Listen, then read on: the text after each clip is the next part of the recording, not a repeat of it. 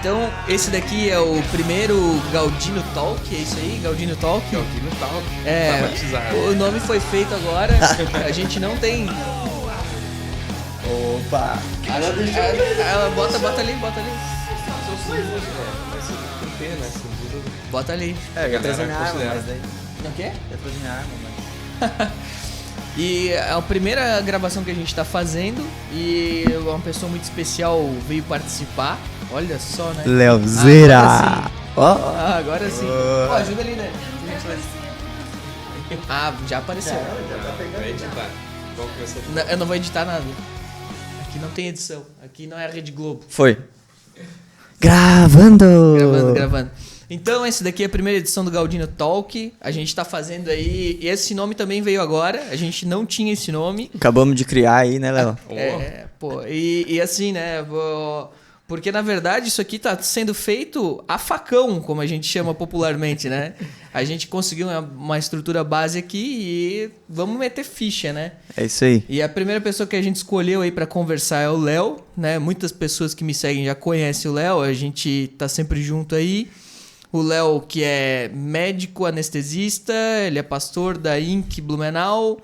É um cara libertário, no meu ver, ao meu modo de ver.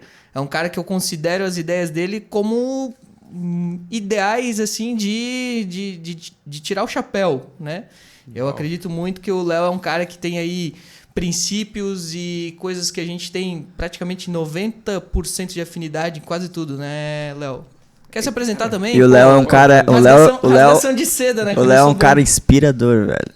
Olha só. O Léo é um cara inspirador. Cara, se fosse isso daí, o meu sonho na vida é sempre, tipo, de catalisar pessoas, assim, que elas acelerem. Eu sei que, tipo, isso pode parecer meio exagerado, né? Colocar assim, cara, mas, tipo, é muito legal quando a gente inspira alguém com alguma coisa que fez e, de repente, essa pessoa que foi inspirada, ele faz outra coisa que inspira uma terceira pessoa e, cara, aquilo gera uma reação em cadeia e vai indo, assim, né? E eu só faço isso porque alguém me inspirou também, né? Exatamente. E a coisa vai continuando. Então, ver pessoas crescendo, assim, é a coisa mais linda que possa existir, né, cara? Isso é muito legal. E muito obrigado, que, começando agora, um cara que já revolucionou na cidade aqui, desde super jovem, e começou a fazer as coisas, meter a cara mesmo, assim, né? Assumir a responsabilidade pela mudança que precisa acontecer no momento.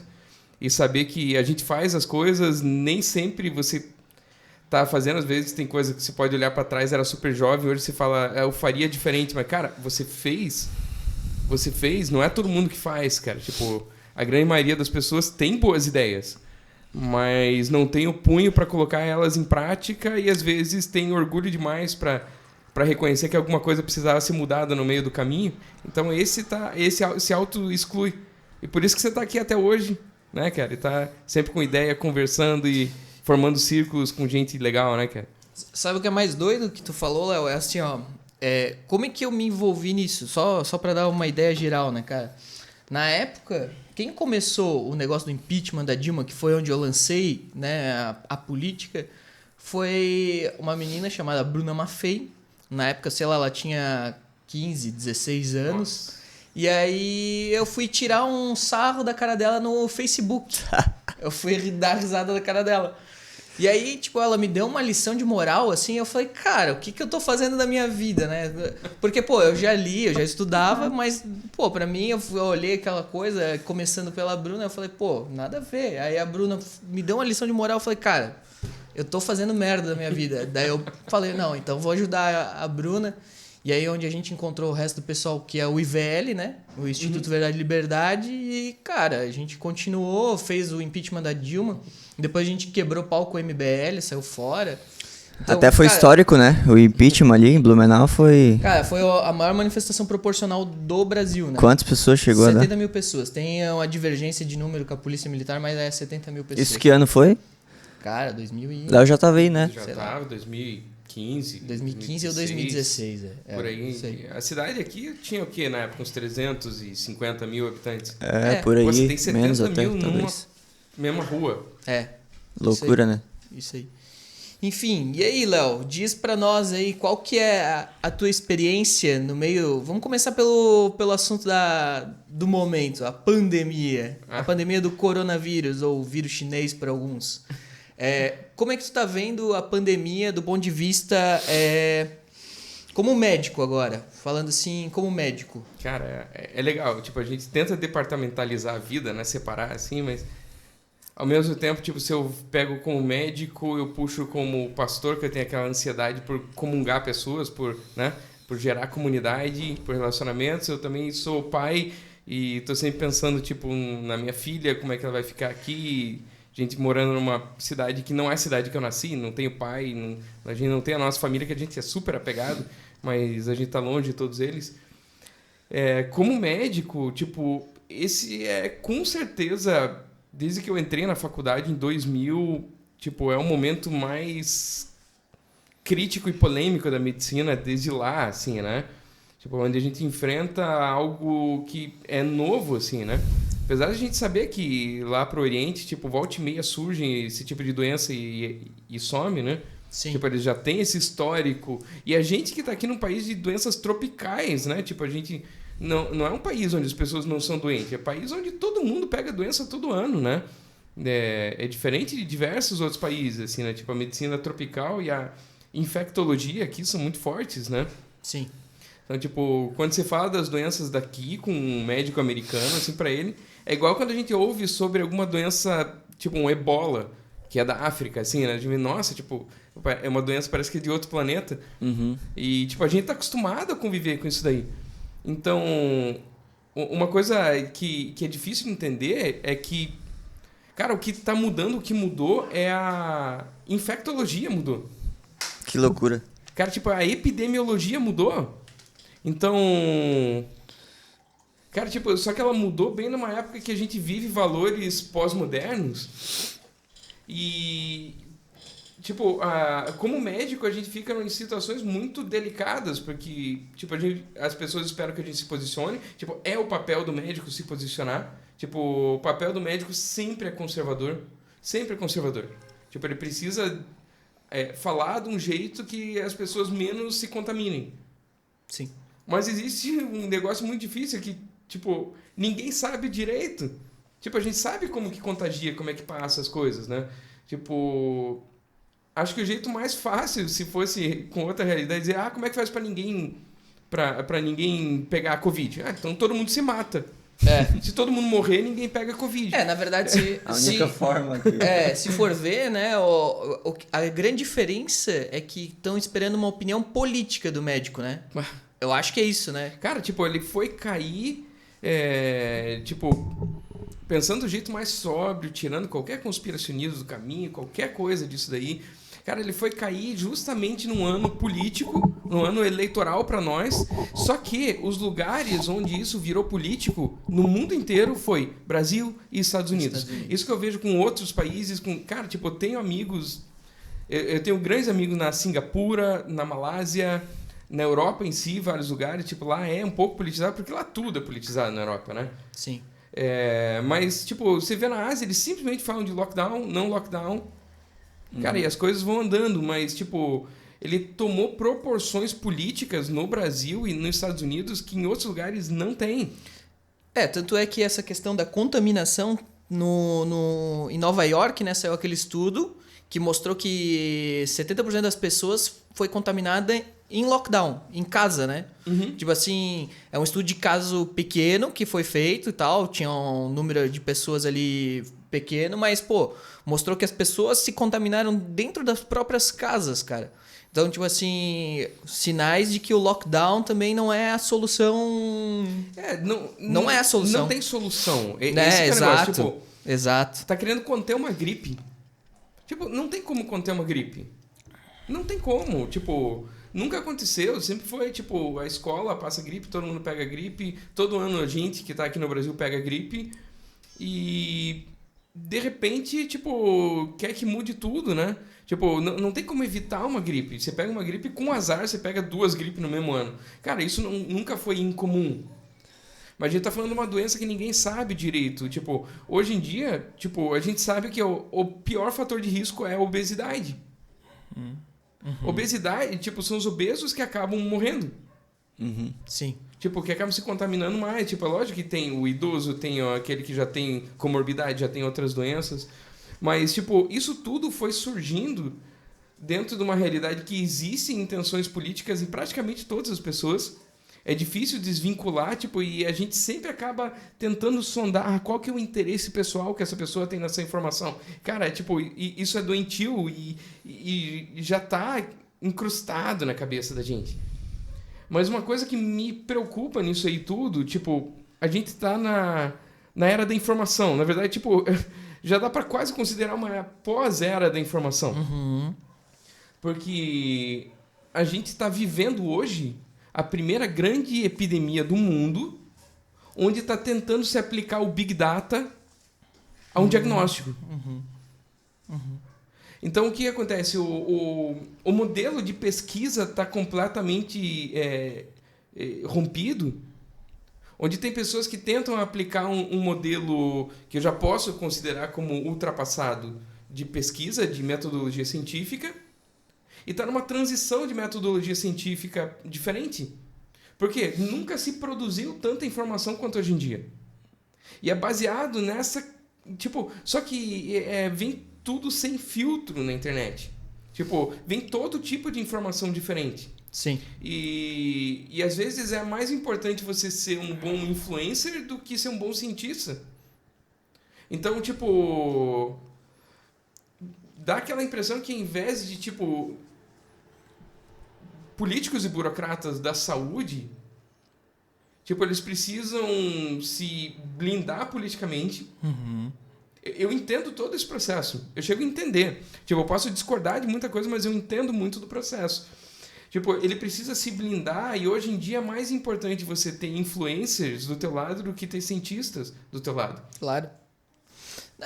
A gente vê pela própria área da economia, se a gente for observar, quantos economistas estão tentando se lançar como apresentadores, como repórteres, e para quê? Para que eles consigam aplicar através da influência digital, que hoje em dia, ninguém mais pega papel na mão para ler uma informação e tal, é tudo digital. Então o cara se lança dessa maneira para passar a ideia dele, vender o modelo econômico que ele defende, vender as ações da empresa dele. Um exemplo, lá do Pânico tem o Samidana. O Samidana é um cara que ele é economista de carreira, tem uma carreira fantástica. E o que ele está tentando se tornar? Um influenciador digital agora. Ele foi pro Pânico, é um cara que tem uma opinião bem determinada, a gente observa. E, ele quer o quê? Influenciar as pessoas. E o movimento da medicina também está tentando buscar isso, assim, é o que eu vejo. Assim, muitos médicos tentam se lançar essa... Mesmo na medicina a gente vê, eu estou envolvido em centros cirúrgicos, né? Tipo, ali é o coração dos hospitais financeiros, assim, né? Tipo, lógico que tem área de imagem, tem área oncológica, área de quimioterapia, radioterapia. Hoje em dia está bem diversificada, assim, mas... Classicamente, o centro cirúrgico é o coração financeiro do hospital. Então, eu acho que ali é um bom termômetro do que está acontecendo. Um termômetro de... Porque, cara, a velha regra, follow the money. Né? Tipo, quando a gente tem burocratas que não estão vinculados à economia, eles estão, defendendo uma narrativa que protege o seu status quo.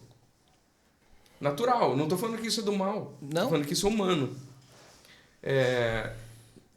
Mas quando a gente tem donos de plano de saúde, conselheiros de hospital, donos de hospital, esses são diretamente impactados. Então você pega, por exemplo, para esse cara é mais importante, ele está fazendo as contas, né? Ele é aquele cara que prevê o futuro, que trabalha para seguradora. Como esses cargos são nobres, cara. As pessoas mais inteligentes precisam estar nesses cargos. Ele analisa tudo aquilo ali. Uma cirurgia que dá errado, é ele que vai pagar a conta na UTI de uma infecção que poderia ter sido evitada. Então, ele é o cara que fala, cara, use esse antibiótico que é uma nota preta na cirurgia, porque eu sei que senão depois ele vai ficar internado tanto tempo em UTI e o custo é tal. Então, tipo, a gente viu quando chegou um determinado momento onde eles falaram, a gente precisa segurar as cirurgias porque vai faltar vaga. Tipo, a gente sabe que o grande perigo disso aí tudo é você não ter estrutura de saúde para albergar pessoas em estado grave. Esse é o grande perigo. Todo mundo concorda com isso. Não achei ninguém que discorda disso. Mesmo quem é a favor, quem é contra todas essas medidas, né? Então a gente sabe, é uma doença que pode tomar formas graves com pessoas, tipo, principalmente com pessoas com comorbidades, mas também existem muitos casos de gente sem comorbidade que dá um azar na evolução da doença. Então, o grande perigo, e que graças a Deus aqui em Blumenau não aconteceu, tipo, espalhou, a gente parou cirurgias por semanas. E eu sei, tipo, o calibre das pessoas que estão envolvidas nessa decisão, e você vê, cara, tem uma verdade aí. Tipo, não é uma narrativa, isso aqui é uma verdade prática. De pessoas que assumem responsabilidade e que vão gerar uma dívida enorme se eles não tomarem as decisões certas para si próprios, né? Uma coisa que eu falei... É uma responsa, né? Até comentei contigo, acho, né, Dani? Que, na verdade, assim, ó... o problema, né, ao meu ver, é que as autoridades políticas se envolveram num ponto que não deveriam ter se envolvido. Por exemplo, o lockdown em Blumenau, que foi feito começou a ser feito em março, se eu não estou enganado, né? O primeiro lockdown, que ficou 2 semanas tudo parado. Sim. Não tinha justificativa naquele momento. A gente não tinha nenhum caso em Blumenau, ao meu ver. Porque a justificativa para você fazer o lockdown não temos mais UTIs, agora complicou, agora vamos fazer o lockdown. Para uma semana. E aí eu acho que a população nem teria ficado revoltada com esse tipo de lockdown. Porque ele veria, a UTI tá cheia, não tem mais o que fazer. Agora o lockdown cabe. Mas, os caras fizeram quando em Blumenau não tinha nenhum caso. Acho que o susto foi muito grande, né? Nenhum governante sabia o que fazer. Cara, tipo... um rojão que caiu na mão dos caras e eles não o sabiam cara o que fazer. apavorado, é. Eu fico feliz de não ter tido, de não estar em cargo público naquele momento. Claro. Cara, tipo, é uma posição até o presente feliz. Momento, na verdade. né? Tipo, hoje em dia tá melhor, mas naquele tempo, tipo, meus grupos de WhatsApp de médicos eram um caos. Porque, tipo, o médico tá acostumado a saber tudo o que tá acontecendo. E chegou um caso que eles não sabem. Então, tipo, a grande maioria dos médicos é muito segura de si pelo conhecimento que tem. Sim. E quando ele chega ali num ponto que ele vê, cara, eu acho que o meu conhecimento não é suficiente para entender o que tá acontecendo. Cara, Uau. caiu a casa. Então, tipo, algumas das pessoas mais histéricas e de mensagens mais repetitivas e mais aterrorizantes eram médicos em grupos de médicos. Porque não sabia o que estava acontecendo. Tipo, que decisão que vai tomar? Cara, tipo, a gente não tem como prever esse tipo de coisas. E as pessoas querem que a gente tenha o poder da bola de cristal. Deu tela azul ali no pessoal. Sim, cara, tipo, eu acho que a posição padrão do médico é qual que é a posição mais conservadora possível. Claro. Eu lembro que eu cheguei a fazer uma pregação naquele tempo, que ali na INC, que chama Regras Impossíveis. Foi muito legal, eu coloquei aquilo ali, tipo, tendo Bíblia com base de fé e prática, né? Tipo, isso não é todo mundo que tem, a gente não deve cobrar de quem não tem posicionamentos parecidos com esse, né? Tipo, na verdade, eu considero que esses são os posicionamentos mais inteligentes que alguém pode ter. Por isso eu prefiro promover eles e normalmente pessoas começam a ter pensamentos mais alinhados com essa realidade. Tinha aquele fato, uma história muito controversa, quando Jesus joga uma mulher adúltera, pegada em adultério, tipo, a mulher tava com um cara que não era o marido dela, e os caras pegam os dois pelados, o cara foge, ou sei lá, ou era amigo deles, eles deixaram fugir, e joga só a mulher pelada na frente de Jesus, onde a gente fica, tipo, não é uma cena que a gente quer imaginar. Ele passa aquele processo, se você conhece a história, você sabe que, tipo, ele falou, cara, se ninguém pecou, alguém que nunca pecou joga uma pedra, os caras ficaram meio envergonhados, vindo, eu devia estar ali também, né? Todos pensaram nisso daí. E chega no final, ele fala pra ela, nem eu te condeno, vá e não peques mais. Então, tipo, dependendo da maneira que você ouve essa história, parece que ele deu uma regra impossível pra mulher. Vai e não peque mais. Ele sabe que ela não vai pecar, que ela vai pecar. Tipo, todo mundo sabe, a gente sabe. Tipo, será que ele está sendo cínico e sádico e dando uma regra que ela não vai conseguir cumprir? Ou ele está afirmando para ela que a identidade dela é melhor do que aquilo que ela está vivendo? Sim. Ele está falando, cara, tipo, todo mundo fala que você é uma vagabunda. Eu estou dizendo que você não é. Isso é uma mentira sobre você. E deve ver que, ninguém nunca me falou que eu era capaz de não pecar mais. Tipo, esse é um outro ponto de vista da mesma frase. Eu gosto desse.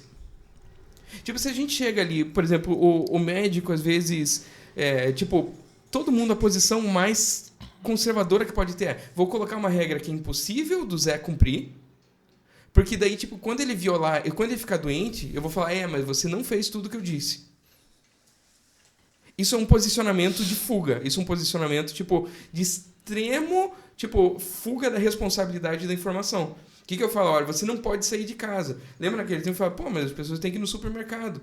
Ah, não, então vamos inventar uma regra no supermercado onde, tipo, daí começa a ficção científica. Aí começa a CSI, né, cara? Aí começa, tipo, a FBI, CIA. Como é que eu vou inventar que... A maior ficção científica pra mim foi quando eu vi uma cena do Blade Runner acontecendo aqui na frente de casa. Que era o carro de som passando, aí o jornalista X e Y, porque teve vários que fizeram isso, aí o jornalista falava assim: eu sou o jornalista tal, você me conhece da TV e não é pra você sair de casa. Pô, cara, pra jornalista é muito fácil. O jornalista ganha dinheiro pra fazer isso, velho. Pra fazer esse papelão, entendeu, cara? Cara, tipo, às vezes... E parecia ele não sabe o sci-fi, que ele tá assim. fazendo. Não. É um negócio de a gente tá vivendo um futuro alternativo, assim, já, cara. V de Vingança, o carro passando. Vocês não podem enfrentar o governo, fiquem em casa, não é? E, cara, aí que Doem começou... seus cachorros. que foi mudando, tipo... É lógico que existem parasitas de narrativa que se aproveitam de tudo que tá acontecendo. Isso é óbvio, a gente sabe, não precisa ninguém falar. Não tô sendo polêmico demais, né? Tô sendo humano. Tá sendo... Tipo... Eu sei porque se eu não me vigio, eu sou um cara que procuro me isentar de narrativas e ser quão impossível isso é. Porque sempre acaba vindo alguma coisa, né? Tipo, tem uma ideia que dá base para outra ideia, que dá base para outra ideia. Mas a coisa mais fantástica é descobrir que não existe, ninguém é de uma narrativa pura. E todas as pessoas, cada uma tem uma opinião completamente diferente. Isso que nos torna únicos. Isso é legal. Tipo, quanto menos a gente quer parecer com alguém, mais útil a gente é. Ok, vamos voltar aqui para essa ideia aqui tipo, às vezes o cara que pediu para fazer isso daí, ele até tá fazendo um job, até um trabalho que ele fez ali. Mas muitas vezes ele acredita que isso é bom. Tipo, a gente chegou num momento onde a gente realmente reconheceu que todas as pessoas são diferentes. Por quê? Porque foi um evento único em que o mundo inteiro teve sob uma mesma condição. O brasileiro estava em lockdown, o inglês estava em lockdown, o indiano estava em lockdown, quem sabe o chinês não. Mas, tipo, foi aplicada uma mesma realidade e isso nunca aconteceu. Só que essa mesma regra foi colocada e cada um respondeu diferente. Eu não tinha pensado nessa perspectiva. Doido.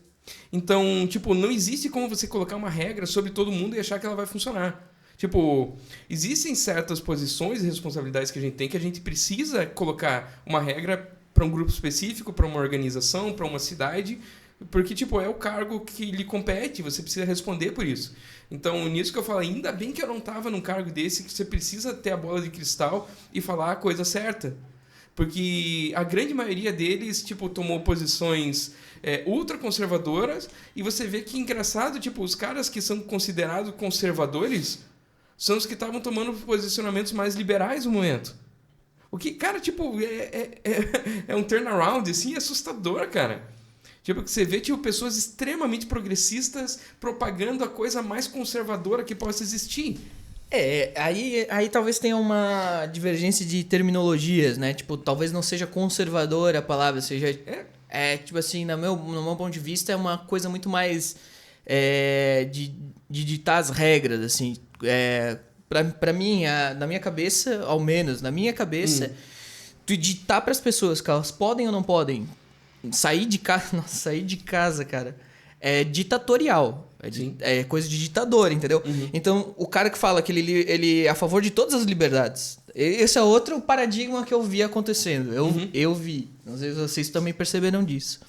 Mas, pô, eu sou a favor de todas as liberdades. Sou a favor da liberdade sexual, da liberdade de não sei o quê, da liberdade... você pode isso, você pode aquilo, você pode tudo. Mas sair de casa, não. Sair de casa você não pode, cara. Pô, porque senão... Pensou, tu encostou no Daniel, agora ele tá com Covid também, ele morreu, a culpa é sua. Ué?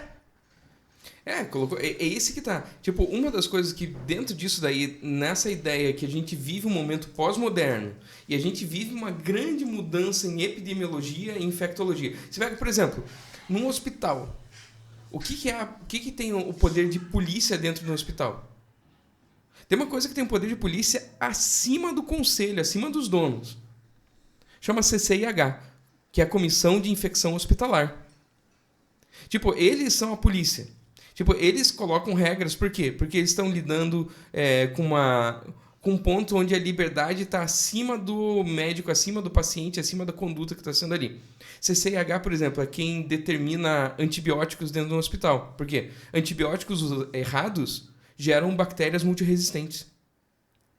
Então, tipo, eles respondem a órgãos nacionais sobre parte de infecção hospitalar. Tipo, se tem alguém que... Tipo, um negócio que põe medo em qualquer médico dentro do hospital, é CCIH. É a Comissão de Infecção Hospitalar. Tipo, e podem chegar... Tipo, às vezes falam coisas, tipo, parece que estão falando que tem bactéria que voa. Cara, tipo, não tem bactéria que voa, mas às vezes falam, tipo, a bactéria que voa. Mas foi a CCIH que falou. Né? Tipo, isso fica complicado dentro disso. Você não tem, tipo, eles têm um poder de polícia mesmo. Isso daí, eu lembro das aulas da faculdade, falava, tipo, o CCIH tem poder de polícia. Então, a gente chega pra cá e dentro de de um aspecto político, assim, colocar dentro aquela utopia de que eu sou pela vida, liberdade e propriedade privada. Ok, isso é um lema bonito, tal coisa, ele pode chegar a ser tão utópico quanto qualquer outra ideia narrativa dentro disso. Mas você pega, por exemplo, dentro de governo, tipo, uma coisa que diferencia, tem tantas similaridades sutis dentro daquilo que a gente considera democracia e o que é fascismo. Eles são tão próximos, são tão irmãos, mas tem, tipo, uma coisa dentro do conceito que eu acho lindo. Na democracia existe a presunção da inocência. Tipo, eu sei que a inocência, ela tá na intenção. Tipo, e dentro de um quadro de infecção, contaminação, uma pessoa que não tem intenção de contaminar pode contaminar. Sim. Então, o que acontece? Toda essa ideia de presunção da inocência, ela acaba quando você fala que você não pode sair de casa. Por quê? Porque você não é inteligente o bastante. Eu não confio na tua esperteza. Eu não confio que você possa ser minimamente inteligente para se cuidar e tomar as necessidades básicas, nem agora, nem em nenhum outro momento. Eu só respeito a tua liberdade quando a lei me obriga a ter presunção de inocência em relação a você. Tipo, essa é uma classe que surgiu no meio disso. Dentro de um mundo pós-moderno onde a noção de evidência mudou. Tipo, o que é evidência? Antigamente, para uma coisa ser evidência, cara, era muito trabalhoso. Levava tempo de pesquisa para uma coisa se tornar evidência. Hoje em dia, tipo, a quantidade de informação... Mas, tipo, isso tem uma lógica também. Porque antigamente, para você formar uma quantidade de informação, era uma coisa que demorava. Hoje em dia, você pode pegar no Big Data... O Big Data pode pegar multicêntrico, instantâneo, e saber num dia, tipo, a evolução de 2 bilhões de pessoas ali internadas. Tipo, que fosse assim, se tivesse 2 bilhões de pessoas internadas. Ele poderia colher essas informações e gerar, tipo, em 1, 2 horas, um dia, isso daí. Mas olha como isso foi aplicado de maneira maluca, porque apesar disso, por exemplo, uma vacina em si, tipo, ela tem essa fase de pesquisa básica, existe pesquisa de fase 1, fase 2, fase 3, fase 4, tipo, existem modelos que eu aprendi que hoje já estão defasados. Eu me formei, tipo, há 13 anos atrás. Isso daí, menos de 20, vamos colocar isso daí. Quem sabe esteja tudo defasado dentro disso. Porque, tipo, a parte básica, que é a parte de ciência básica, chegar à conclusão... Cara, quando que a gente ia imaginar que em menos de 6 meses, cara, tem umas 10 vacinas diferentes no mercado? E que a galera insiste em chamar de vacina russa, vacina inglesa. Cara... Tipo, se foi feito um laboratório na Rússia, não quer dizer que é vacina russa? Diga qual que é o nome do laboratório. Me diga quem que são os cientistas que desenvolveram isso aí. Não, tipo, russa, eles querem linkar com estados. Uma coisa que estado nenhum fez. Mas tem uma verba que fala, tá bom, ok, beleza, entendi. Mas, tipo, isso vai gerando um pejorativo. Tipo, que pra mim parece que, isso daqui é a vacina da Estrela, a vacina da Tectoy. Tipo, cara... Mas assim, ó, aí até ignorância minha, daí tu pode até esclarecer a minha, todo mundo que vai ouvir. Pô, o laboratório chinês, ele é estatizado. Ele não é um laboratório privado. Muda todo o modelo, né? Aí muda o modelo, correto? Aí a gente tá numa presunção correta de falar, pô, é o laboratório chinês. É isso? Cara, tipo, nos superestados, se a gente parar pra lembrar de União Soviética, algumas coisas assim, cara, tipo, a galera fala, mas eles que desenvolveram... Claro, cara, tipo, eles conseguem desenvolver coisas inacreditáveis em pouco tempo, porque eles saqueiam um país inteiro pra isso. E eles podem pegar, tipo, coisa que a iniciativa privada levaria anos pra juntar, eles conseguem saquear uma população inteira e colocar uma pesquisa em prática, né? Tipo, aliás, tipo, não tem nem investidores pra eles responderem, eles não precisam responder nada, simplesmente fazem. E, cara, eu reconheço que tem coisas que foram feitas dessa maneira que deram certo. Da mesma maneira que eu preciso reconhecer que a medicina avançou muito na Alemanha nazista. É o mesmo raciocínio, né? Tipo, e reconhecer. Tem gente que simplesmente fala, você precisa ignorar as pesquisas disso aí, porque é imoral você usar essas pesquisas. E eu concordo plenamente. Então, tipo, vamos imoralizar tudo que esses modelos de espoliação da população inteira digam, não pode usar isso daqui. Tudo bem. Você tem que... Então, cancela o celular, né? Tipo... Não, cara, coisas ruins aconteceram e elas podem ser ressignificadas dessa maneira, você usando pro bem uma coisa que foi feita pro mal. Vamos cancelar a roda então, já que os maias inventaram, né? Pô, os maias matavam pessoas, vamos cancelar a roda. Você vai ressignificar, né? Não, claro. Você não tem como, tipo, ignorar o passado, isso daí já é um princípio que eu aplico até em igreja, tipo, quando você ignora o passado, ele vai surgir no pior momento, ele vai voltar. No teu momento de maior fragilidade, aquilo que você está escondendo, ele, te dá na cara. Mas quando você conserta esse passado, ele não pode te atingir mais. Isso precisa ser feito com a humanidade. Precisa ser feito em nível de humanidade. Das coisas que passaram, cara, tipo, ressignificar de alguma maneira. Cara, essa tragédia toda... Eu cresci durante essa tragédia, nós todos nos tornamos mais fortes. A gente precisa enxergar isso para depois... Mas, por exemplo, você consegue acelerar a quantidade de informação, mas você não consegue acelerar o tempo. Tipo, tem coisas que ainda vai depender do tempo e que você simplesmente... Como é que se acelera o tempo na era da informação? Simulação por computador. Cara, quantas projeções a gente viu desde o início da pandemia que eram baseadas em simulação de computador? Sim. Cara, tipo, eu reconheço, eu sou nerd, cara. Tipo, isso tem o seu lugar, isso tem a sua validade. Tem uma aplicação. Tem uma aplicação teórica, né? Claro. Tipo... Mas como que a galera usou todo esse tipo de dado formado virtualmente numa projeção de computador, como se fossem reais, e colocar isso para tirar a liberdade das pessoas, que é aquilo que nos torna humano de verdade. É a minha liberdade que me permite eu ser eu mesmo. Claro. Se eu não tenho liberdade, eu vou ser quem vai me causar menos problema. Então eu preciso ser essa pessoa, preciso fazer aquilo ali. Daí a gente chega nesse outro extremo onde a gente tem uma CCIH mundial. Que é o OMS? Tipo... É isso daí. Ao mesmo tempo é o OMS, só que as pessoas vêm perguntar pra mim como médico. Tipo, quando começa a pergunta, você, como médico? Ai, cara, já me dá uma arrepio. Comecei bem. Foi só a primeira pergunta de hoje. E como médico? Mas é de todo mundo, é de todo lado. Porque, Sim. Tipo, as pessoas têm um anseio pela resposta disso daí. E, cara, eu não tenho. Mas eu tenho informações que podem acalmar pessoas. Tipo, de simplesmente saber que, cara, tá ok você não saber tudo. É melhor saber que não sabe tudo do que achar que informações pela metade são verdadeiras. Isso aí. E é esse que é um novo nível de evidência que acaba surgindo. Tipo, de evidências que não são evidências, mas que são a pressa. Tipo, a gente vive um mundo onde ansiedade é uma epidemia maior do que o Covid. E pessoas ansiosas querem respostas. E quem der uma resposta qualquer ganha voto.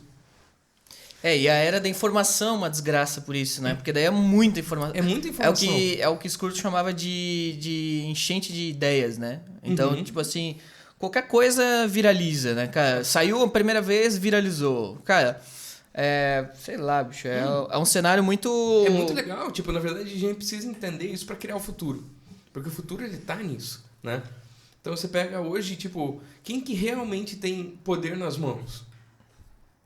Vou te dizer, quem tem poder nas mãos chama Apple. Sabe quem que não tem poder nas mãos? Mark Zuckerberg. Porque ele já vendeu a base de dados dele. E o iCloud ainda não foi vendido. Ainda. Entenda? Ainda. Por isso que tu tem que comprar um iPhone, viu? Mais um motivo pra comprar um iPhone. Não pode falar o nome da marca aqui. Desculpa, Apple. Esse princípio de privacidade, tipo, eu entendo que ele é muito importante legalmente nos Estados Unidos, ele é fundamental, tipo, ele é importante economicamente, alguém que viola isso daí. Tipo, lembra quando teve um caso uma vez que o governo americano queria pedir da Apple uma informação sobre uma conta de um suposto terrorista. Lembro. E a Apple falou, não vou dar. E daí o governo americano, tipo, ameaçou prender um monte de gente, só que eles conhecem a lei lá. Eles sabem que ele não pode prender. Uhum. Ele vai ameaçar porque da Sim. boca sai o que o cara quiser. Exatamente. Né? Vamos tentar. Mas daí foram tentar, não conseguiram, e daí eles começaram a contratar os melhores hackers do mundo para tentar violar o iCloud e não conseguiram. Então, tipo, isso é um princípio de privacidade. Mas só que isso é um poder político. Eu lembro quando o Mark Zuckerberg falava disso. Eu lembro quando começaram a crescer as redes e ele falava, cara, eu nunca vou colocar advertising, nunca vou colocar publicidade no Facebook. Sim. Na verdade, ele estava criando a base de dados dele, que somos nós, né? Uhum. São as nossas reações, tipo, o que a gente gosta, o que a gente comenta. Tipo, eles conseguem jogar isso no Big Data, enquanto tem gente que fala, ele tá me espionando, você imagina que tem um cara espionando. Não, não tem ninguém espionando. É um sistema de dados, mesmo que dá muito pior. As informações. Porque uma pessoa pode ter misericórdia, um sistema não tem. Um sistema não tem misericórdia. Porque, tipo, quando ele te você vê como número, né? Quando você programa uma coisa, você programa de maneira a ser eficiente. Você pode ser maldoso, pode não ser maldoso, mas você quer ser eficiente. Isso eu não tenho dúvida. Então ele vai lá e coloca no sistema de dados que tem aquilo ali. Tipo, e a Apple ainda não vendeu. Então, tipo, os que já venderam o sistema, eles já adulteraram com o sistema. A gente lembra muito bem desse outro cara que eu já falei, que nem devia falar o nome, não é bom, né? Mas o Zuka. Zuka. Vamos chamar de Zuka. Tipo, ele... Zuckerberg! Ele é abraçado com um monte de políticos, né? Tipo, ele vendeu a base de dados pro Partido Democrata, né, meu? Sim, tipo... Justamente aqueles que falam que não ligam pra dinheiro, né? Mas, enfim... Tipo, isso poderia ter acontecido com o outro lado também. Que daí, tipo, eles vão lá e acusam o outro lado de usar aquela empresa que tem o nome de uma cidade, que é o nome de uma faculdade americana, analítica. Tipo... Eles acusam disso. Por quê? Porque eles sabem que esse é o modus operandi do setor lá. Que eles fazem isso. Que alguém que não faça isso está para trás e perdeu, né? Tipo, como é que ele vai influenciar se ele não sabe o que as pessoas pensam? Ele sabe o que as pessoas pensam por causa do Big Data. Sim. Então, tipo, a gente começa a pegar essa realidade, só que a gente só olha para a parte política. Eu estou colocando ela no nível de evidência e na metodologia científica de hoje e de amanhã. Tipo, você não consegue simular como que uma vacina vai reagir nas pessoas. Tipo, você pode fazer simulações. Mas, tipo... Cara, existia teste de estudo de fase 2, de fase 3, que você fazia só no ratinho. Daí depois do ratinho você fazia em mamíferos maiores. Na ovelha. Daí depois você fazia em pessoas com fatores de risco, tipo, que já são casos meio perdidos, então você pode colocar elas como pesquisa e beneficiar até a família mesmo que ele morra. Era assim que se fazia. E depois você fazia no menor espectro, depois um largo espectro. Olha o tempo que isso leva. Tipo, eu entendo que para formar a ciência base, hoje em dia é muito mais rápido, mas esse processo... E foi legal que eu estava conversando com muito médico meu de linhas de pensamento muito diferentes. Eu amo conversar com quem pensa diferente, eu adoro. E, cara, mesmo em todos esses dias, falavam, cara, tipo, é que hoje a gente vive uma situação diferente. Uhum. Sempre chega nisso. E é uma verdade. É uma verdade que, tipo, um monte de gente usa para fazer tudo aquilo que ele tinha vergonha, tudo aquilo que ele tinha receio de fazer, ele pega e usa, porque vivemos uma situação diferente. Então, a gente vai expor o mundo inteiro a vacinas que não foram plenamente testadas. Mesmo as que são plenamente testadas, a gente vê dar problema de vez em quando. Porque não é perfeito. Tipo... O organismo se comporta assim, diferente. cara, tipo, às vezes vai dar errado, mas tá tudo bem. Sim. Tá tudo bem dar errado de vez em quando. Tipo, não é que tá tudo bem, é ruim. Tipo, se você falar alguma coisa diferente, o moralista chega a falar, mas você não liga pra vida das outras pessoas. Cara, isso não existe.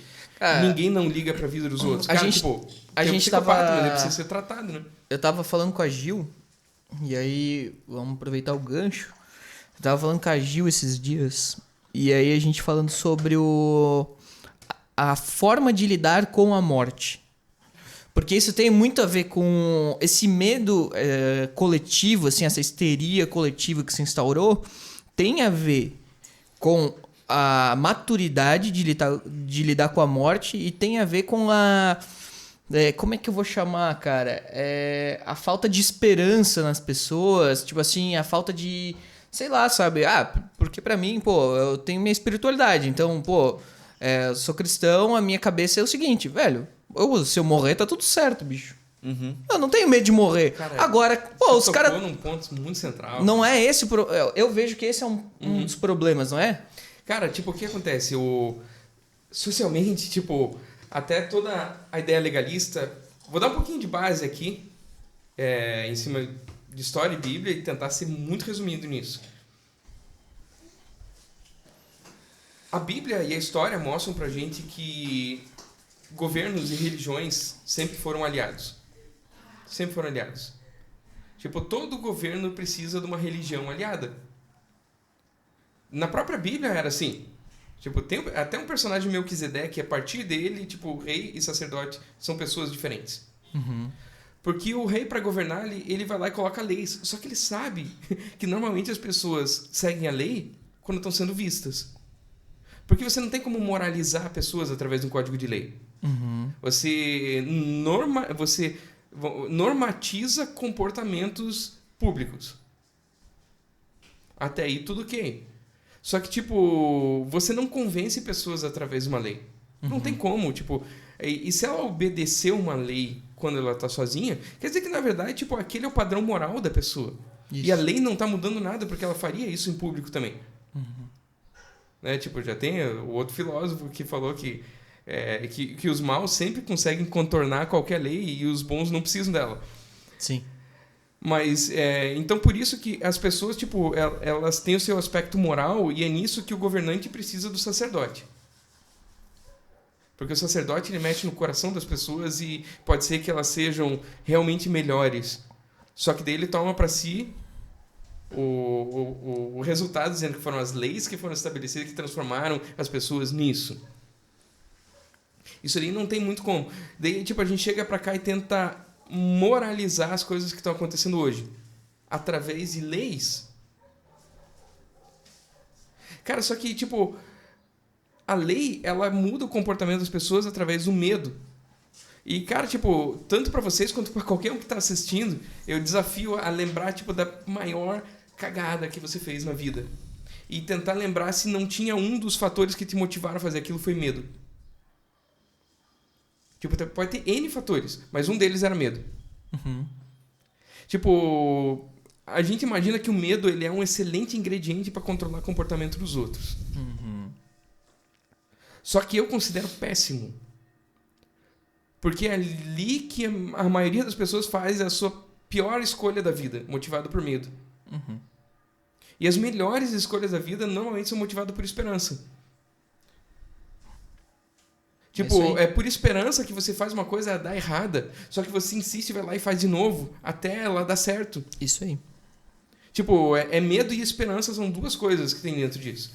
E, cara, uma das coisas fantásticas sobre a espiritualidade nas pessoas, tipo, e às vezes nem só a cristã, mas a espiritualidade em si, ela me permite ter esperança depois da morte. Porque o ser humano instintivo, tipo, o pior medo dele é a morte. Uhum.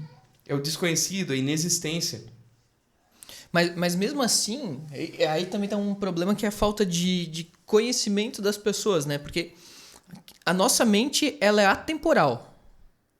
A nossa mente, ela é atemporal. Então, tipo assim, enquanto um animal ele não consegue pensar no futuro, a gente pensa. A gente pensa no legado que a gente deixa pros filhos e tal. O ser humano, a nossa mente, é atemporal. Então, e dependendo do nosso corpo físico, a nossa mente já tem um direcionamento para que vá além da nossa vida física. Isso é o que diferencia o ser humano do resto.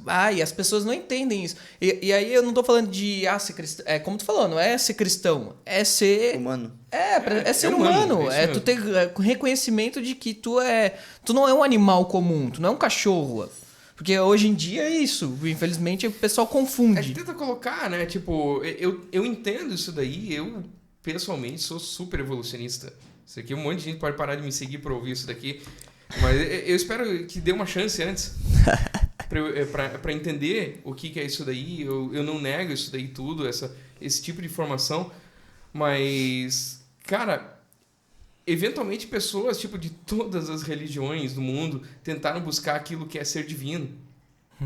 Sendo que, em Jesus, eu aprendi que Deus veio nos ensinar a ser humanos.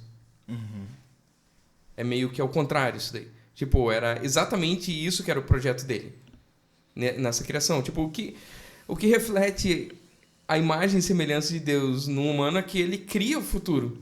Ele pensa no futuro. Então, tipo, o cachorro ele não está criando o futuro. O castor, ele faz barragem. Pra sobreviver. É tudo uma questão de... É instintivo, ele faz barragem. Por que ele faz barragem? Nem ele sabe. Só que ele não faz casa. Quem faz casa é o João de Barro. E o João de Barro não faz barragem. Cada um deles tem um instinto que leva a fazer uma coisa. Nenhum deles faz uma colmeia. Só a abelha faz colmeia. E o ser humano ele faz o quê? Tudo. Futuros. Boa. Ele cria futuros. Isso aí. Então, tipo, ele cria soluções, ele identifica problemas, ele se antecipa a problemas, ele consegue ter empatia. Tipo, tem vários mamíferos que são empáticos. Se você sai dos mamíferos, o réptil, ele não é mais. Tipo, existe uma evolução dentro disso. Existe um cérebro reptiliano, que é o que a gente chama na anatomia. Tipo, que é mais interno, e é uma evolução límbica, que toda a parte emocional ela acontece ao redor daquilo ali, e em modelos mais evoluídos de cérebro. Até por isso que, tipo, nas eras glaciais, quem sobreviveram foram os mamíferos, não os répteis. Os grandes répteis ficaram para trás. Mas os mamíferos, eles pensavam no outro, eles tinham a ideia de familiar, eles tinham o vínculo pai e filho, todo esse modelo família. Ele foi pegando nisso daí. O que, tipo, vai evoluindo nisso daí, mas parece que existe um salto quântico dentro dessa evolução. Alguns falam, porque tinham vários tipos de humanos que foram se eliminando, os neandertais, não sei o que lá, e daí sobrou e a gente perde todo esse elo e a gente acha que a gente está muito destacado nisso. Cara, pode até estar certo, eu só sei que eu olho para hoje e é isso.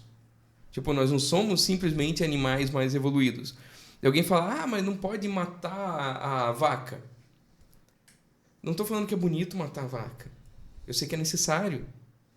Eu sei que precisa. E eu também posso te dizer que se não fosse esse o interesse do fazendeiro, aquela vaca nem existiria. Claro. Sim. Tipo, isso dá poderes quase divinos para o ser humano, para a humanidade em si. Porque a gente definiu quais animais existem hoje. A gente definiu, cara, o milho. O milho ele não é selvagem. Ele não existia na natureza. Ele foi criado através de cruzas, através de um monte de coisa assim. O próprio trigo, da maneira que ele existe hoje. Nenhum desses alimentos que a gente faz, todos eles foram criados pelo ser humano.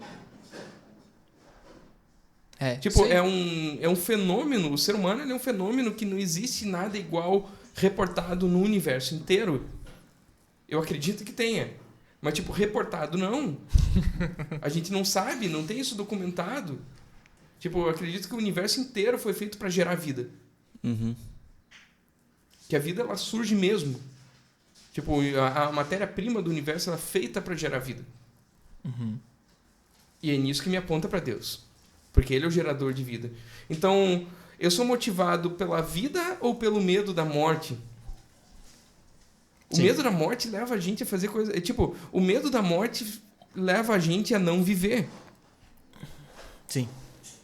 Então, cara, eu não sei quanto tempo de vida tomar todos esse tipo de cuidado que eu tomo. Eu sou médico, eu estou exposto, eu estou em hospital. O que eu faço e o que eu falo, pessoas veem e podem mudar seus comportamentos baseado no que um médico fez. Mas, cara, tipo, eu não sei quanto tempo de vida a mais esse cuidado vai dar pra gente. Mas eu sei que ele já me roubou 6 meses. Isso aí. Eu sei que 6 meses da minha vida, da vida da gente, foram roubados por tudo isso e eu não consigo culpar uma pessoa ou outra por isso. Porque é um fenômeno. Até porque se, por exemplo, foram roubados 6 meses agora, mas a pessoa que morreu perdeu completamente o tempo da vida dela. Foi roubado, tolhido totalmente a vida. Então, assim, eu entendo É incomputável. Não tem como. Isso passa do Big Data. Isso. Tipo... Não tem algoritmo pra explicar isso. Cara, é mais do que dá, porque tipo, é uma coisa completamente séria, mas que a gente encontra em alguns lugares sendo superestimado e dando diagnósticos onde não aconteceram. Você sabe muito bem disso, você já me contou uma história disso. Eu já ouvi outras histórias. Eu também já ouvi histórias de pessoas que pensam diferente e subestimam e não dão diagnóstico quando é. Porque isso está influenciado pelas narrativas, por diversas delas, não é uma só. Todas as narrativas tentaram emplacar alguma coisa nisso daí. E que torna as coisas muito duvidosas. Cara, é pesadão. E vamos mudar um pouco, rodar. E, assim, indo mais pro teu lado de pastor, como fazer as pessoas entenderem o papel da humanidade, do ser humano, como esse ser que é motor, né, cara? Que é que, pô, como a gente tava falando agora, o ser humano cria, o ser humano não tem nenhum paradigma na natureza que pare, nem de perto.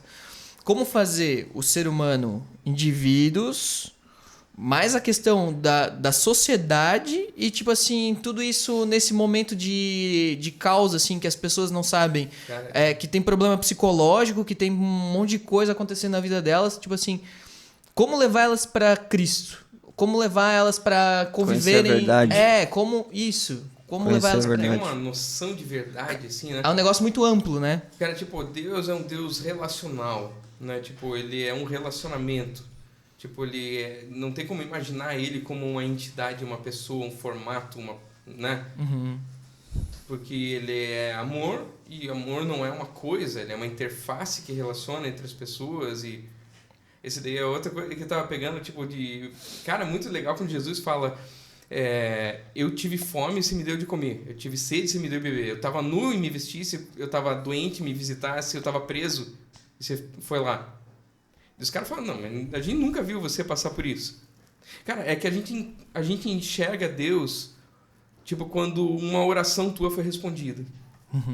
É muito fácil. Tipo, alguém pega e vai lá e cuida de você e faz alguma coisa.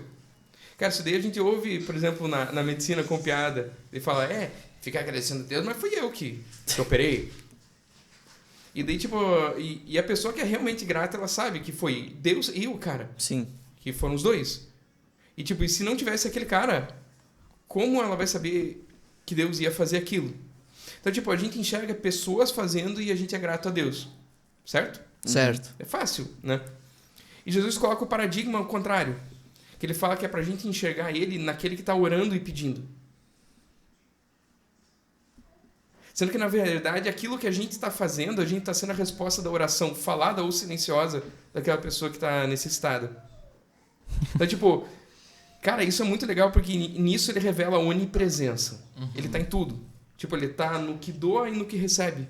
Ele tá e ele é tudo, né? Sim. Então, tipo, você vai lá, você dá de presente um cobertor que a gente tá levantando ali com pessoas para distribuir nesses dias frios que a gente tá vivendo agora na gravação.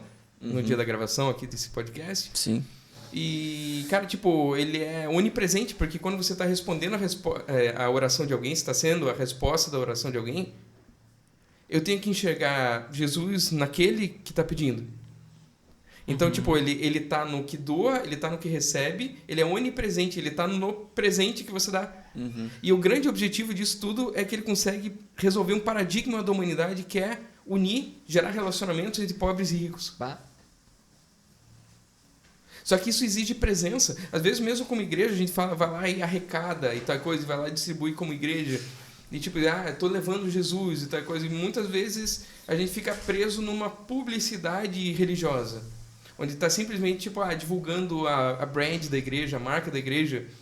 Tipo, Eu não estou falando disso de pessoas planejando fazer isso. Estou falando sobre o que acaba acontecendo. Naturalmente, né? Sendo que, na verdade, é tão mais nobre a gente estimular que as pessoas se fazem. Porque o rico, às vezes, tipo, ele tem para ajudar e, cara, tipo, ele precisa descansar, que ele trabalha pra caramba, ele assume um monte de risco, a cabeça dele tá explodindo e, cara, tipo, ele vai ajudar e ele terceiriza a generosidade dele para uma instituição, para uma ONG, para uma igreja, para algum grupo. E as pessoas, ele fala, tá, vai lá ser generoso por mim. Aquela instituição, ela é grata ao cara que doou. Mas aquele que recebe não é grato ao que doou, ele é grato à instituição que arrecadou. Então, tipo, isso quebra algo que eu acho que Deus quer gerar, que não é simplesmente a suprir a necessidade, a justiça social, que é fantástica e é totalmente determinante. Tipo, quando a gente, como pessoas livres, não cumpre a justiça social, não reclame quando chegar um ditador fascista e fazer ela cumprir. Porque ele está cumprindo uma falha de que os livres quiseram continuar livres sem ser justos socialmente. Então, tipo, o relacionamento ele precisa ser presencial. E, cara, a primeira coisa que a gente viu, cara, chegou essa bomba agora no mundo inteiro.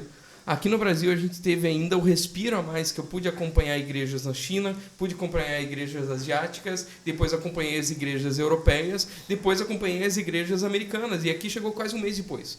Tipo, a gente estava muito preparado para quem é ligado. Só quem é completamente desligado, essas coisas, estava despreparado. E a gente viu, cara, como que eu vou passar a mensagem para pessoas de que, cara, a gente... o que eles estão cobrando, o termo da moda é de distanciamento social. Só que, na verdade, o que a gente precisa é distanciamento físico. Você não está sozinho. Cara, é engraçado que as pessoas que inventaram esse termo de distanciamento social, entenda o que eu quero falar com isso. Para essas pessoas, a palavra social é uma palavra sagrada. Tipo, você pode até falar mal de Deus para ela, mas se você falar mal com a palavra social dentro da frase, ela vai te matar. Aí ferrou. É igual, tipo, não use a palavra social em vão. Esse grupo de pessoas que criou o termo distanciamento social, e isso chega num ponto sinistro. Tipo, é o distanciamento físico que ajuda, a gente sabe disso. E na prática, o que acaba acontecendo é o distanciamento social, que quer dizer, pessoas estão sozinhas. E não tem um momento pior na história da humanidade para você estar sozinho do que agora. Sim. Um mundo coberto por ansiedade e depressão. Com pessoas com medo de sair, porque elas podem pegar a doença e pior, pode trazer para casa e causar a morte da mãe, da avó, das pessoas que amam e que são fragilizadas. E, tipo, e ficam recebendo aquele medo. E você pega de um outro lado, onde a gente tem uma esperança que não acaba nunca, porque ela não acaba com a morte. Sim. Dentro da filosofia cristã. E, cara, para mim é muito pior não viver do que morrer. Isso. Muito pior. E eu sei que, tipo, eles já me cobraram 6 meses de vida. Eu já tive viagem cancelada. Coisas que era para eu estar fazendo. É lógico que é muito legal que a gente está criando um mundo novo, onde, tipo, eu queria estudar numa universidade americana e agora eu estou estudando porque as coisas viraram online. Cara, é maravilhoso. Tipo, por que não tinha online antes? 2 coisas.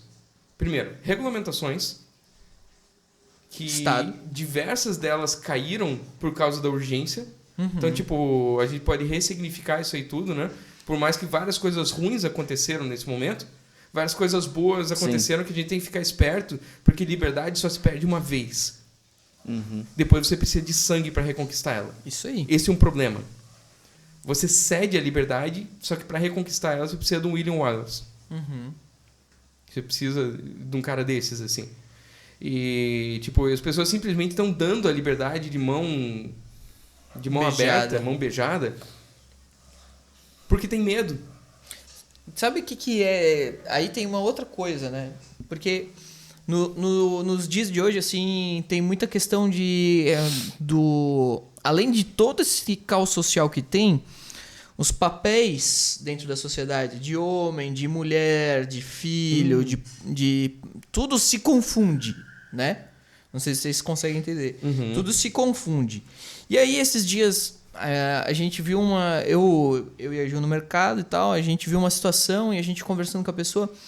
E o cara, o marido de uma mulher, falou pra gente assim, pô, a minha mulher tá com medo, não sei o quê, minha mulher não sei o quê, a gente não sai, a gente não faz. E aí vem um outro papel que eu acho importante, que é o nosso de homem e de pai. Porque, pô, e aí tem o pastor também, que eu vejo que tem igrejas que não estão pregando a coragem, não estão pregando a liberdade, não estão pregando a esperança.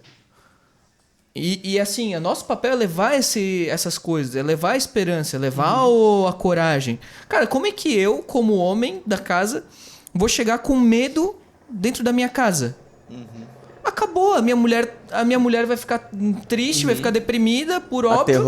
Aterrorizada, porque eu não passo confiança pra ela. Eu, no meu papel. Existem papéis que são naturais, né, cara? Tipo, e hoje em dia, do jeito que a sociedade tá... Por exemplo, pra mim, a ordem natural é pessoas terem filhos com 15 anos de idade. Essa é a ordem natural. Essa é a ordem natural. Mas, tipo, não é a realidade de hoje. Tipo, pra mim, se você tiver uma unidade familiar onde todos esses papéis estão sendo cumpridos, você já está na zona de privilégio. E se você consegue viver uma família, tipo, você tem alguns valores que você atribui algumas responsabilidades ao pai, algumas responsabilidades à mãe, algumas ao filho, você atribui isso e consegue colocar em prática, cara, você faz parte do 1%. Você faz parte do 1%. Mas, tipo, a gente tenta pegar nisso daí, porque a gente sabe, tipo, coisas genéticas que a gente tem dentro de ser homem, coisas genéticas de ser mulher, apegos familiares dos filhos, preferência por mãe, tipo, diversas dessas coisas que elas contribuem para uma realidade. Mas, cara, tipo, conseguir chegar num ponto onde o marido trabalha, a mulher cuida de casa e tá tudo bem com isso daí, cara, é um negócio raro. É um negócio raro. Tipo, nem que seja, tipo, passa um tempo... a mulher vai lá e abre um negócio porque ela quer ter uma significância social, ela não está gostando daquilo ali, e ela consegue fazer aquilo na dosagem onde ela continua sendo uma... Cara, isso é um privilégio. Quem consegue ser assim tem que entender o privilégio que é e o quanto que vai ouvir falar em mal, porque, cara, quem não consegue fazer isso às vezes morre de inveja de quem consegue. Sim. E entende que existe um sistema nisso daí. Mas, tipo, se for simplesmente, tipo, tá tudo zoneado, o tipo de família que é montado, cara, tipo, não tá nem nesse padrão de que é um homem, uma mulher, e as pessoas estão se cuidando dessa maneira, mas conseguem minimamente cumprir todos esses papéis que estão ali para formar algo estável, tipo, já tá na zona de privilégio. A grande maioria não tem nem isso. Sim. A grande maioria não tem nem isso, cara. Tipo... Mas a gente consegue chegar numa maneira muito melhor quando as pessoas se ajudam. Quando um ajuda o outro. Tipo, sente a esperança no outro, enxerga no outro alguém melhor do que ele está sendo. E isso tudo é muito voluntário. Você não tem como fazer uma lei, uma regra, uma religião, uma coisa para obrigar pessoas a enxergarem os outros melhores. Isso é um desenvolvimento humano, não é nem divino, cara. Tipo, é o que o humano deveria ser. Sim.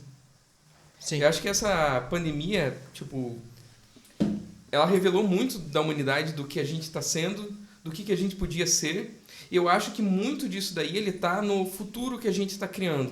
Por exemplo, eu quero passar para pessoas, tipo, da minha igreja, pessoas que não são de igreja nenhuma e seguem a gente, pessoas que são de outras igrejas, que é meio complicado, porque ela tem seu próprio pastor.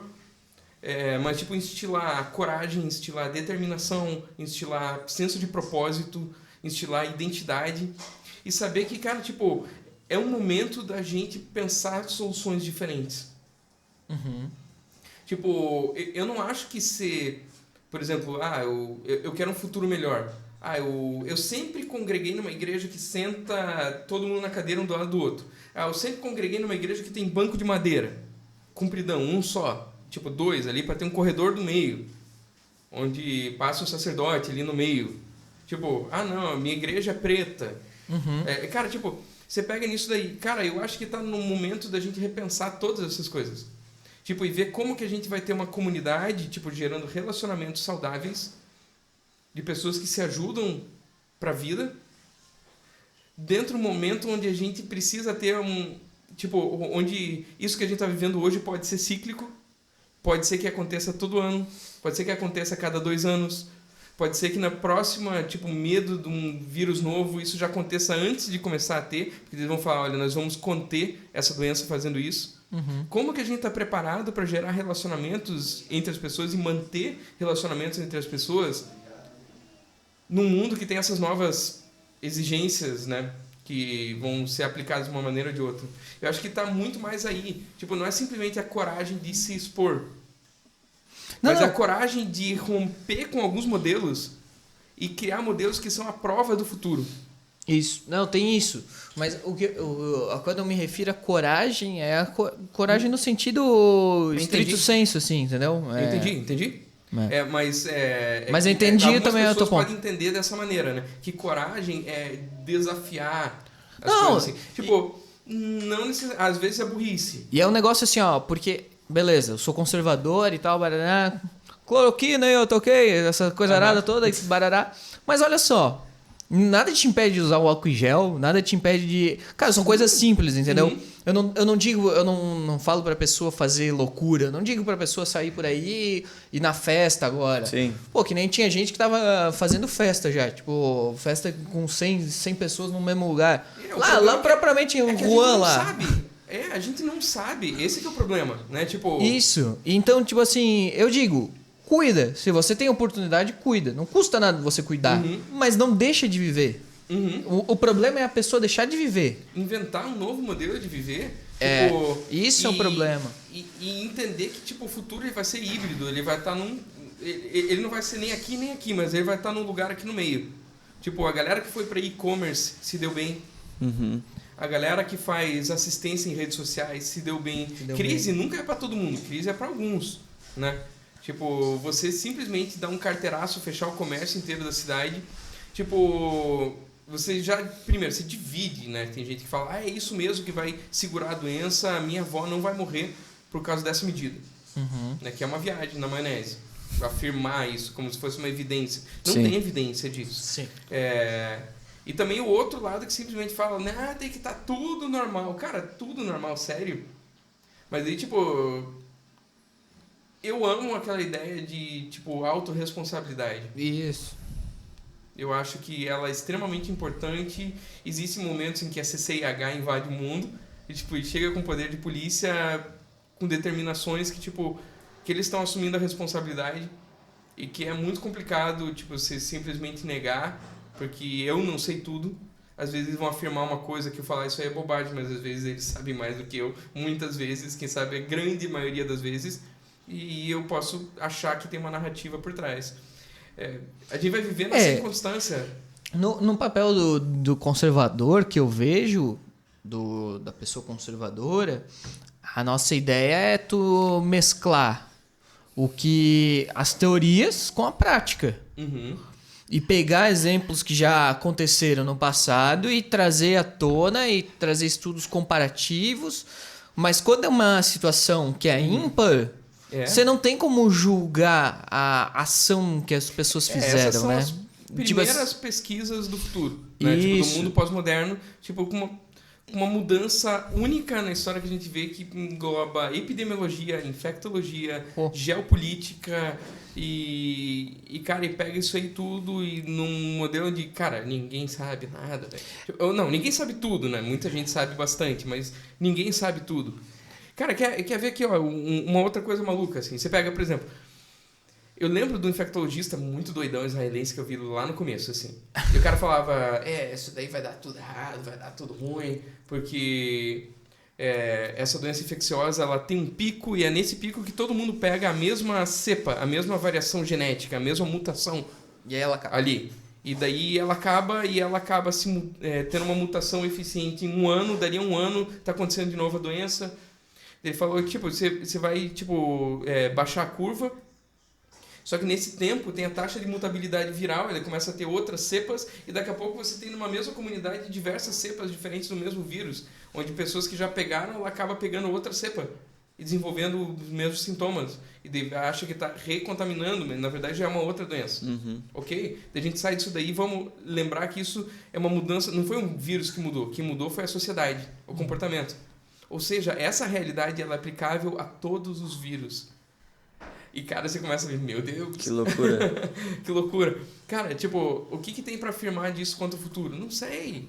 Incerto, né? Não sei. Tipo, eu sei que a incerteza, ela me leva pra criatividade e não pro medo. E isso muda tudo. Isso muda tudo. Ela me leva pra empolgação quanto ao que o futuro vai ser. E, cara, o que a gente pode fazer? O que eu vou criar? O que você vai criar? Que vai tornar um mundo melhor à prova de todas essas mudanças. Sim. É isso aí, cara. É. Show, então. Dani, Acho que... faz alguma pergunta aí, Dani. Tu tá... Não, vamos lá, vamos falar de... Vamos mudar aí o... Vai, Última aí, muda. tô quase na meia hora da outra entrevista aqui. Quanto tempo você tem, Léo? Eu tenho 7 minutos pra mim. Mas manda uma pergunta. Cara, fala um pouquinho, acho que da igreja, né? Dá tempo ainda de ser pastor, Léo? Você é médico e... Cara, todo mundo é pastor. Igreja no cinema. Começa por Trabalho aí. sensacional, né, Léo? É aí que Quanto tempo aí ela a gente é tá? fantástica, ela representa, tá com 4 anos. 4. Dani, fundador junto, fundadora. Zé sempre teve junto nas coisas e a gente tem muito disso aí de inspirar coisas que estão acontecendo, inspirar mudanças, inclusive em outras igrejas da cidade, que a gente só enxerga uma, não existe pluralidade de igrejas. Sim. Existe pluralidade de cidades, né? Tipo, Paulo se comunicava com cidades, não com igrejas. Tipo, acho que isso é uma realidade. Então, isso fala sobre a microcomunidade, a mini-comunidade, a cidade e o macro, que é a humanidade, né? Cara, tipo, a gente já tá num modelo que a gente tá completamente diferente de tudo, até da Inc. de Curitiba. Tipo, a gente foi se adaptando às realidades. A gente vai testar pela primeira vez, agora nesse domingo, a gente foi fazendo os nossos cultos durante a semana, gravando cada um em sua casa, mandando vídeo, editando áudio e passando como live durante o domingo, gerando comunidade nas janelas de bate-papo, com hosts. Show. E transformando isso em grupos de Zoom durante a semana. Conectando pessoas dentro disso, fazendo curso, fazendo The Way, fazendo Dream Big, que é um curso novo que a gente tá fazendo, que é animalesco, cara. Cara, esse daí é demais, o Dream Big. E a gente vai testar, tipo, pela primeira vez agora que a coisa já tá mais leve, o hospital já tá com cirurgias normais, já abriram várias coisas, a gente vai fazer um culto ao vivo, não é presencial. Sim. Tipo, é só voluntários, mas mesmo assim ele já deu uns 40 voluntários para fazer o que a gente espera. Legal. Que é erguer, tipo, montar um estúdio de filmagem, transmissão de TV mesmo e desmontar no final. Vai ser no teatro, Léo? Nesse domingo vai ser lá na Arca, mas Sim. tipo, que o pastor Diego emprestou pra gente. Cara, show de bola. A gente tá testando isso daí, a gente tá vendo o teatro, ele atrasou um pouquinho umas respostas, só que tipo, a gente já tava 3 meses falando pro teatro, vamos transformar o teatro numa empresa de lives. Eu já tava falando isso aí lá dentro, mas ele esperou que o cara da empresa grande da cidade falasse pra ela acreditar. Mas é legal, tipo, o que a gente tava falando há 3, 4 meses, o top da cidade em eventos falou agora e acreditou. Ou seja, a gente estava muito à frente. E tem um hotel aí que eu e o Zé visitamos que tá fazendo essa estrutura aí. Tem. Cara, Foi lá, sensacional. É o mesmo cara. Tipo, lá é o lugar dos meus sonhos, assim, de fazer ali. Sensacional. Ele tava vendo... Pode falar o nome do hotel, né? O Quality, né? Sim. Tá, Hotel Quality, É, fazer um merchan aí. Não, Tem que fazer pela estrutura. É um baita trabalho dos caras. Os caras foram geniais. Estrutura ali. sensacional, Pô, cara. Sim, ele já tinha um anfiteatro grande para isso. O CRW colocou dentro daquilo que é o futuro e que a gente já estava vendo, que são os ambientes híbridos. E é isso que é o nosso sonho. Tipo, hoje, tipo, ter algo que a gente já começou com a Ink House, né? Tipo, uma casa linda da cidade que acabou, tipo, o projeto financeiro dela, não é que era ruim, ele não existia. Era um sonho. E voltar a fazer nisso, assim, tipo, dentro dessa estrutura de você ter estúdios de filmagem, de música, de áudio, né? Tipo, onde você consiga promover o distanciamento físico, né? Tipo, o contato mínimo dentro daquilo que não precisa ter. E promover uma aproximação híbrida, tanto presencial quanto internet. Uma igreja que é focada na própria cidade, não simplesmente gospe coisas para a internet e tenta ter seguidores no mundo inteiro, porque acho que a comunidade precisa ser real. Por mais que você faça na internet, pessoas de fora seguindo, dando like, comentando, fazendo seus grupos lá na sua cidade, fantástico. Quando são simplesmente seguidores em rede social, isso é legal, mas não forma comunidade. Então, tipo, a gente faz a internet focada numa comunidade real em Blumenau. Sim. Pode ter arredores, mas tipo, são pessoas que vão se encontrar no dia a dia. que vão ter a oportunidade de ajudar de verdade um ao outro. Eu sei que dá para ajudar pela internet, dá para ser distante nisso. Só que, por enquanto, eu acho que uma igreja virtual, híbrida, né? Tipo, presencial e virtual, com a internet focada regionalmente, eu acho que esse é o futuro próximo. Sim. E para fechar agora, acho que faz uma palavra livre aí, fala o que tu quiser, usa os momentos finais aí para falar. Tipo, cara, acho que as tuas ideias são sempre fantásticas, você consegue conectar pessoas e é isso que eu declaro aqui que vai ser esse teu canal, cara. Também.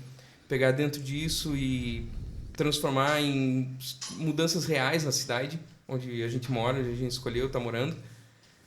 Então, que você consiga realmente comunicar através dessa interface aqui, tipo, através dos takes pequenos, através dos vídeos inteiros completos para seguidores mais árduos e ferrenhos, e que tenha muito disso daí. Eu acho que eu acho que a gente tem uma boa plataforma para fazer um negócio interessante e eu acho que tu é um cara que vai aparecer mais vezes aqui. Legal. Sim, com certeza. Essa foi só a primeira. Faltou vários tópicos aqui. Família, um pouco mais sobre a igreja, mas com certeza vai ter outra oportunidade, né, Léo? É um cara muito ocupado, já tem uma entrevista agora já, e o cara... E assim, né, eu acho que a contribuição que o Léo tem pra dar é muito grande, né? Pode Sim. contribuir muito mais intelectualmente com conteúdo pra gente, porque eu mesmo tem coisas que tu falando, eu vou interligando na hora, porque eu não... Pra mim é novidade também, então imagino que pra muitas pessoas tu traz muita novidade, muita coisa. Cara, o Léo é um baita cara. Muita coisa que eu aprendi também como músico e como pessoa mesmo, o Léo que passou pra gente aí. É um verdadeiro influenciador também. Então é isso aí, pessoal. Acho que finalizamos. Foi pra conta o primeiro... Foi pra conta. E, Léo, faz o fechamento aí, faz as honras aí. Não deixa de seguir o canal, aperta o sininho, subscreve, assina tudo isso daí, passa pra frente, adianta. Que você que tá ouvindo, você faz parte da divulgação disso aqui tudo. Não vai acontecer se você não divulgar, não vai passar adiante e você pode trazer respostas para outras pessoas que elas nem imaginavam através do Galdino Talks. Isso aí. Divulga a Inc também, pô. Pode seguir a @IncBlumenau, INC, né? Inc Blumenau. E, tipo, Instagram, no Facebook, tem um pouco ali que a gente tá atuando. Baixa o aplicativo Church Center App e entra nesse aplicativo e procura ali pela Inc Blumenau. Se estiver aqui na região, você vai achar pelo GPS mesmo, o aplicativo vai encontrar. Ali vai ter várias informações, os últimos talks nossos, como se conectar num grupo pequeno, como pegar um curso daqueles que a gente oferece. E tudo está acontecendo online. Tudo está acontecendo online, você pode fazer de casa mesmo. A gente quer conhecer você. Você faz parte do público-alvo. É isso aí. É isso aí, pessoal. Todos os links a gente vai deixar aí embaixo, onde tiver espaço para colocar os links. E agradecemos a todos pela paciência e pela atenção. É isso aí, Léo, mais uma vez obrigado. E galera aí, Galdino Talk. O primeiro vídeo, foi pra conta. Abraço, valeu. Para lá, mano. Aqui? Pô, maravilha. Não parou. Vamos ver se eu passo para vocês aqui ó. meus áudios. Stop.